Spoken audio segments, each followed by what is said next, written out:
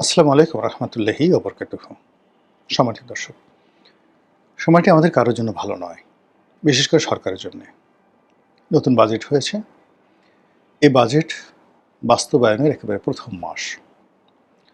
নতুন করে যেভাবে কর আরোপ হয়েছে সেই করগুলো সংগ্রহ করা, এজন্য নতুন করে পরিপত্র ছাপানো, টোটাল কম্পিউটারের যে সফটওয়্যারগুলো থেকে শুরু করে অনেক কিছু ঢেলে সাজাতে হবে। এই জন্য সরকারকে আসলে একটা পিসফুল সময় পার করতে হবে। আপনারা যারা আয়কর দিতে চাচ্ছেন, গিয়ে দেখুন তারা আয়কর দিতে পারছে না। এর কারণ হলো যেভাবে নতুন ট্যাক্সেশন হয়েছে বাজেটের পরে, সে অনুযায়ী আগের যে আয়কর, সেই আয়করের যে স্ট্রাকচার অনলাইনে নেওয়া হতো সেটা দেওয়া যাচ্ছে না। আপনারা জানেন যে যারা বিদ্যুৎ বিল দিচ্ছেন সারা বাংলাদেশের, বিদ্যুতের প্রিপেড মিটার থেকে শুরু করে অন্যান্য মিটারে ভীষণ রকম গণ্ডগোল হচ্ছে। কোথাও বিল কম আসছে, কোথাও বেশি আসছে। এটি আসলে সরকারের কর্মকাণ্ডে মারাত্মক বিপত্তি তৈরি করে ফেলছে। এরপর সারা দেশে মুষলধারে বৃষ্টি হচ্ছে, বন্যা হচ্ছে বিস্তীর্ণ এলাকাতে। এই বন্যার আগে হাওর অঞ্চলে এই সরকার ক্ষমতা আসার সঙ্গে সঙ্গে পুরো ভাটি এলাকা, হাওর এবং বাওর অঞ্চলে তো সুনামগঞ্জ, কিশোরগঞ্জ, হবিগঞ্জ, নেত্রকোনা, এই বিস্তীর্ণ এলাকা জামালপুর যে হাওর অঞ্চল রয়েছে, যেটাকে হাওর এলাকা বলা হয়, এলাকার একটি ফসল সম্পূর্ণভাবে অন্তত 90% ড্যামেজ হয়ে গেছে। এবং তা সামাল দেওয়ার জন্য বিদেশ থেকে খাদ্য আমদানি করতে হবে, অথবা আমাদের যে চাল, ডাল, আটা, ময়দা আছে এগুলোর উপরে বিরাট একটা চাপ পড়বে, যেটা সরকার কাটিয়ে ওঠার আগেই। এখন বন্যা দেখা দিয়েছে, ওইটা কাটিয়ে ওঠার আগে আবার কুমিল্লা অঞ্চলে বন্যা দেখা দিল। কুমিল্লার বন্যা শেষ হতে না হতেই এখন বান্দরবান, চট্টগ্রাম, কক্সবাজার এই অঞ্চল এবং তার সঙ্গে সঙ্গে দক্ষিণ অঞ্চল বরিশাল, পটুয়াখালীতে অঝোরে মুষলধারে বৃষ্টি এবং ঢাকাতে নজিরবিহীন জলাবদ্ধতা। এগুলো সবই প্রাকৃতিক দুর্যোগ। কাজেই প্রাকৃতিক দুর্যোগের সময় যে ঘটনাগুলো ঘটে, সেই ঘটনাগুলোর ব্যাপারে আপনাকে খুবই সতর্ক হতে হয়। স্বয়ং আল্লাহ রাসূল মুহাম্মদ রাসূলুল্লাহ সাল্লাল্লাহু আলাইহি ওয়াসাল্লাম বলেছেন, যখন তুমি দেখবে যে ফিতনা শুরু হয়ে গেছে, তখন এই ফিতনা থেকে বাঁচার জন্যে তুমি ঘরের মধ্যে থাকো, অর্থাৎ তোমার কর্ম সীমিত করো। এখন বাংলাদেশে যে কোনো কারণে হোক একটা ফিতনা শুরু হয়েছে। সেই ফিতনা প্রকৃতির পক্ষ থেকে, সেই ফিতনা মানুষের পক্ষ থেকে, সেই ফিতনা দেশি এবং বিদেশি বিভিন্ন চরের পক্ষ থেকে। যে সকল কথাবার্তা আমরা শুনছি, আমেরিকার ব্যাড গেম, ভারতের ব্যাড গেম, পাকিস্তানের ব্যাড গেম, এবং এদের যারা এজেন্ট, সেই এজেন্টের যে তৎপরতা, তার সঙ্গে সঙ্গে যে বিচ্ছিন্ন ঘটনাগুলো ঘটছে, সেই ঘটনাগুলোর ফলে পুরো সমাজ অশান্ত হয়ে পড়েছে। এই অশান্ত সমাজকে শান্ত করার জন্য সরকারের খুব জরুরি পদক্ষেপ নেওয়া প্রয়োজন। প্রকৃতিতে একটা জিনিস আছে যে একই ঘটনা বারবার ঘটে। মানে পৌষ এবং মাঘ মাসেই আপনাকে শীত মোকাবেলা করতে হবে। আষাঢ় শ্রাবণে অঝোরে বর্ষণ হবে, তারপর শরৎ হেমন্তেতে এক ধরনের প্রকৃতি আসবে। তো সেক্ষেত্রে আমাদের দেশের এই যে জুলাই, আগস্ট এবং সেপ্টেম্বর, এই ৩টি মাস আমাদের দেশের খুবই খারাপ একটা সময়। এই সময়টাতে কোনো অবস্থাতেই কোনো রাজনীতির ঝুঁকি নেওয়াটা বুদ্ধিমানের কাজ নয়। এবং এখানে এই মাসে কোনো সমস্যা হতে পারে, এনি সিঙ্গেল প্রবলেম হতে পারে, সেদিকে যাওয়াই যাবে না। এখন যে সমস্যাটা হয়েছে জুলাই মাসে, একদিকে জুলাই বিপ্লবের যারা অংশীজন, তারা সারা বাংলাদেশে সভা সমিতি সমাবেশ করার চেষ্টা করছেন এবং সেখান থেকে সরকারের সমালোচনা করছেন যে সরকার ক্ষমতা এসে তাদেরকে ভুলে গেছে, তাদের দয়াতে, তাদের কাজের কর্মের যে ফল, সে ফল তারা ভোগ না করে সরকার ভোগ করছে। এরা লন্ডন থেকে আসছে, কেউ শিলং থেকে এসছে, কেউ সিঙ্গাপুর, পাকিস্তান বিভিন্ন দেশে পালিয়েছিলেন, তারা আসছে, এসে সরকার গঠন করেছে এবং মুড়ি মোয়া খাচ্ছে। এরকম কথা যখন জুলাই আগস্টের বিপ্লবী এনসিপি বলছে, ঠিক সেই সময়টাতে জামাতের আমির বলছেন যে লক্ষণ ভালো না। তারা সংসদ থেকে ওয়াক আউট করে ফেলছেন।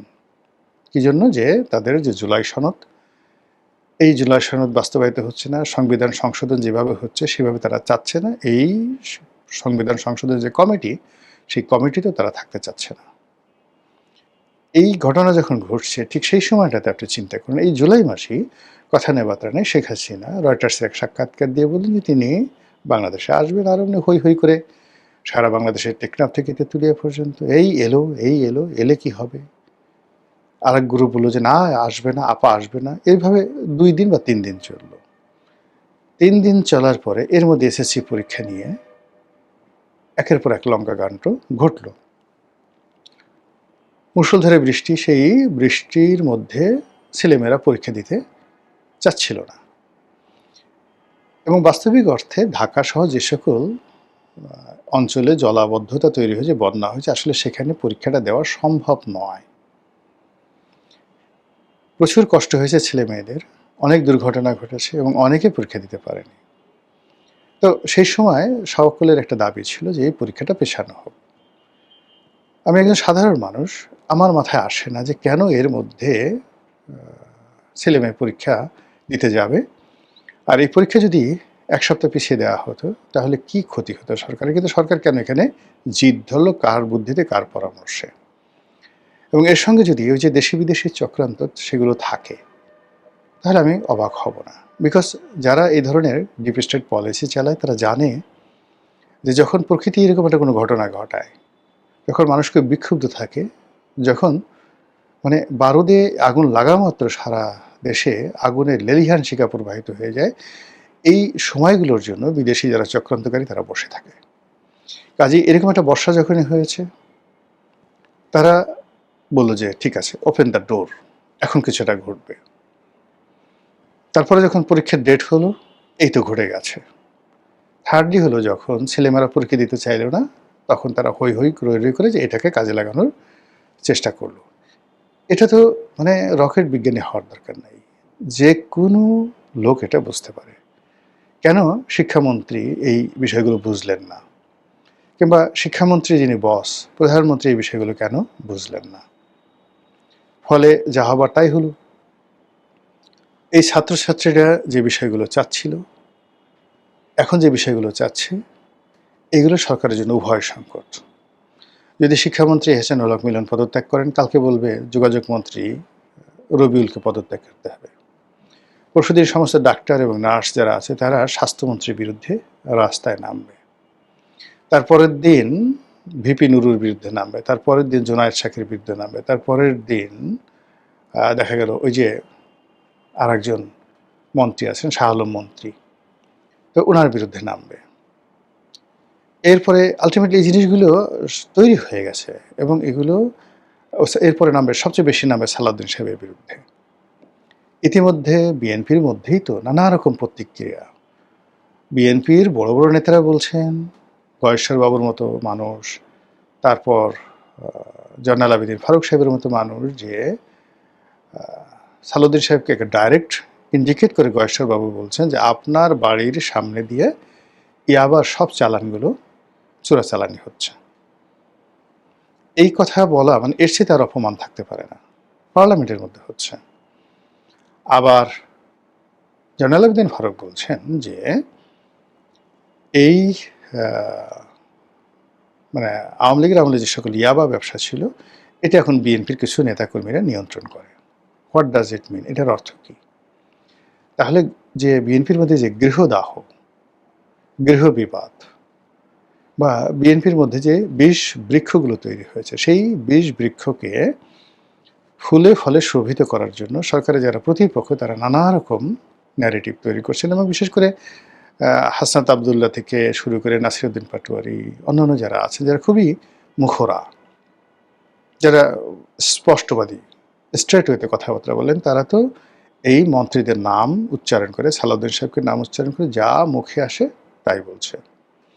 অন্যদিকে এহসানুল হক মিলন, মানে তিনি তার যে যাকে বলা হয় পদ পদবীর যে মর্যাদা, এটাকে আলটিমেটলি জিরো বানিয়ে ফেলেছেন। এখন তাকে সবাই কেউ ডাকছে ওয়াটারমেলন, কেউ আরও আজে বাজে শব্দ জেনারেশন, কেউ বলছে তিনি মানে এই কথাগুলো আমার মুখে আসলে শোভা পায় না। তিনি খুব বন্ধু মানুষ। এমনকি আমার সঙ্গে ফেসবুকেও তিনি জড়িত আছেন দীর্ঘদিনের সম্পর্ক। মানে যে জিনিসগুলো হচ্ছে সেই জায়গাতে একবার যদি কেউ মানে ঠাট্টা মশকরার পাত্রে রূপান্তরিত হয়ে যায়, একবার যদি কোনো মানুষ মকারির পর্যায়ে চলে যায়, কখনো কোনো জায়গাতে গিয়ে ভিলেন নায়ক হতে পারে না। একবার ভিলেন হয়ে গেলে সে কখনো নায়ক হয় না। এবং কোনো একজন মানুষকে যদি একবার জোকার বানিয়ে ফেলানো হয়, কোনো অবস্থাতেই তাকে দিয়ে আপনি সিরিয়াস কোনো কাজ করাতে পারবেন না। জানাজার নামাজে যদি আপনি এরকম কোনো জোকারকে পড়তে দেন, পিছনে যারা জানাজার নামাজ আদায় করছে তারা হাসতে হাসতে অস্থির হয়ে পড়বে, রীতিমতো অস্থির হয়ে পড়বে।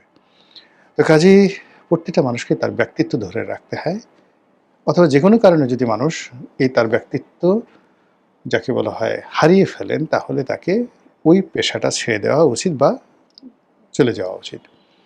তো সেই দিক থেকে এই যে জুলাই মাসে জেএনজি এই যে রাস্তায় নেমে এসেছে এই সময়টাতে, এর সঙ্গে প্রাকৃতিক, এর সঙ্গে ভৌগোলিক, এর সঙ্গে আন্তর্জাতিক, এর সঙ্গে আমাদের সমাজের চাহিদা, এর সঙ্গে আমাদের যে পাওয়া না পাওয়ার বেদনা সব একত্র হয়ে আছে, এবং সেই একত্র হয়ে পুরো রাজপথকে এখন রীতিমতো গরম করে ফেলা হয়েছে।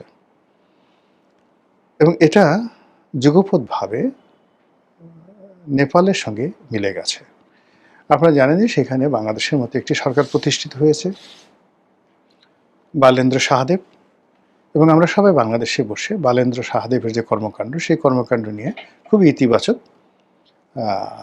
আলোচনা করেছে, যে তিনি সেখানে অনেকটা যাকে বলা হয় ধর্মপুত্র যুধিষ্ঠির, কিংবা অনেকটা ফাটাকেষ্ট, অথবা অনেকটা নায়ক, হিন্দি সিনেমার যে নায়ক অনিল কাপুরের সেই বিখ্যাত নায়ক সিনেমা, সেইভাবে বালেন্দ্র অনেকগুলো কাজ করার চেষ্টা করেছেন এবং প্রশংসার পেয়েছেন, সব দিক থেকে প্রশংসা পেয়েছেন। কিন্তু ছোট একটা ভুলের কারণে সেখানকার জেএনজিরা আবার তার বিরুদ্ধে রাস্তায় নেমেছে এবং প্রবল আন্দোলন চলছে, এবং তার সঙ্গে প্রায় একই সঙ্গে বাংলাদেশে শুরু হয়েছে। এবং বাংলাদেশে যদি আপনি তারেক জিয়াকে ধরেন, তার কর্মকাণ্ড অনেকটা বালেন্দ্রের মতো।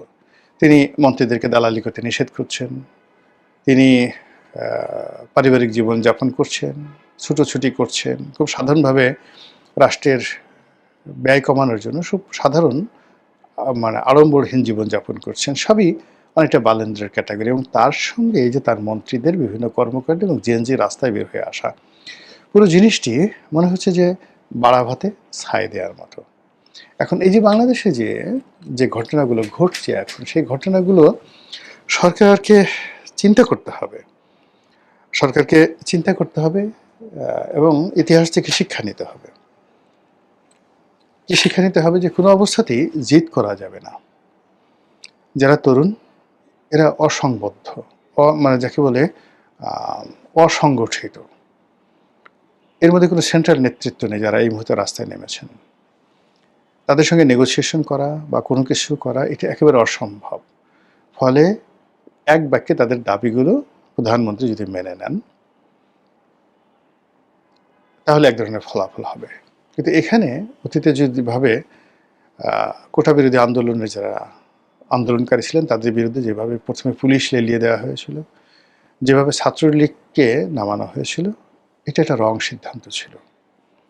যখন ওবায়দুল কাদের দম্ভ ভরে বলেছিলেন যে এদেরকে মোকাবেলা করার জন্য আমার ছাত্রলীগই যথেষ্ট, এবং ওই দিন থেকে আওয়ামী লীগের পতন শুরু হয়েছিল। ঠিক সেই ভুল এই প্রথম দিন আজকে যে ভিডিওটা করছি, যখন ছাত্ররা আন্দোলন করছে মঙ্গলবার, এবং সেই আন্দোলনে পুলিশের লাঠিচার্জ, সেই আন্দোলনে ছাত্রদলের ছেলেদের সঙ্গে তাদের হাতাহাতি, এটা এই আন্দোলনকে আরও বেগবান করেছে, আরও সমস্যা তৈরি করেছে। এবং এর ফলে এই আন্দোলনকে চালিয়ে নেওয়ার জন্য তারা যে ঘোষণা দিয়েছে, এটিকে যদি সরকার সতর্কতার সাথে ব্যবহার করতে না পারে, সরকার আচরণ যদি সংযত না হয়, তাহলে এটি অনেকটা বিদ্যুতের মতো ছড়িয়ে যেতে পারে টেকনাফ থেকে তেঁতুলিয়া পর্যন্ত, এবং আলটিমেটলি ছড়িয়ে গেছে। আজকে যে ঘটনা ঘটল, আপনারা লিখে রাখেন, আগামীকালের সে দ্বিগুণ তিনগুণ শক্তি নিয়ে এই রাজপথ তারা কাঁপাবে, যদি না সরকার আজকে রাতের মধ্যে কোনো নাটকীয় সিদ্ধান্ত না নেয়। মহান আল্লাহ আমাদের সবাইকে হেদায়েত দান করুন এবং হেফাজত করুন। আসসালামু আলাইকুম ওয়া রাহমাতুল্লাহি ওয়া বারাকাতুহু।